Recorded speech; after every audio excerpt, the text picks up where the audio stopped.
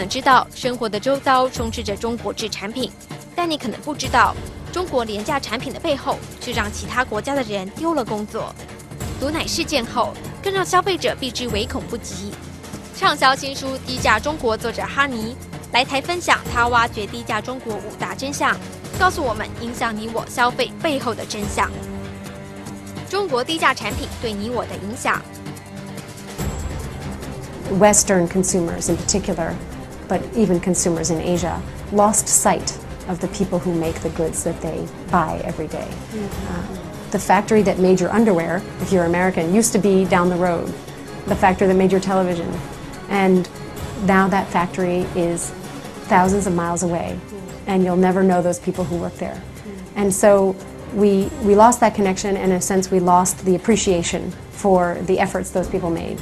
And that sounds cheesy and superficial, but actually it's extremely important in terms of climate change, pollution, in terms of product safety, because companies moved their manufacturing elsewhere and they stopped checking.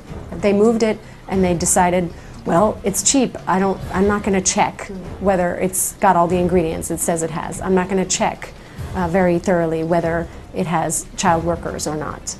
中国低价能持续吗？会不会被取代？ I don't think that the China price is sustainable. I think that the price itself, the price of Chinese-made goods, started to rise in 2004, but it really started to increase in early 2008. Investors started to look elsewhere. They started to look to Vietnam, to India, to Pakistan, and they started to look more inland into China. And most of the investors I know who in Vietnam are very frustrated because you can't find that same supply chain cluster. You can't find the efficiency of the ports. You can't find the local officials who are on your side, and you can't find that pliant labor force. Those workers who say, okay, no problem. As you know, Vietnam has a very strong militant labor force, and they know their rights. 金融危机减少消费，对低价中国是威胁或机会。 In the short term, it's not great because it means a lot of workers have no job. And that's a social stability, and that's ultimately a political question for China. In the long term, I think it's a healthy development, and it was long overdue. There were too many factories. There were too many factories, and that was one of the points in the China price. Inside the China price is, 1,000 factories making the same product to compete it down so there is no profit to be made making that product. Now, perhaps there are only 5 factories making that product. Surely this is healthier for those factories, a more healthy competition. 要如何知道买的商品合法？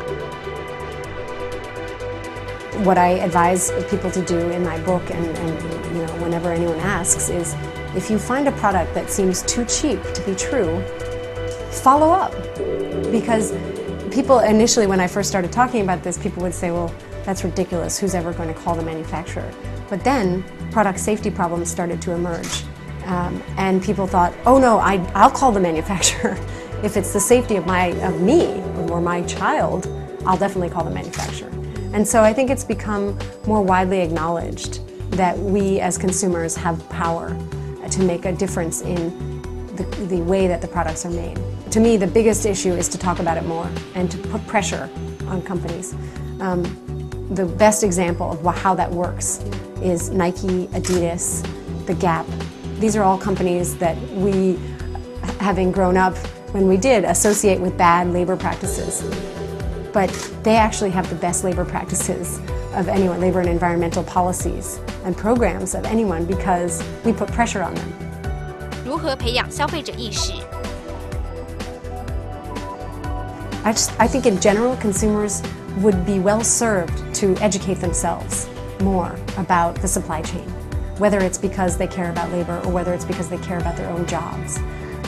First of all, you look on the website of the company that you're buying your goods from. You can look on the retailer's website, or you can look on the brand's website, and a lot of people have some information.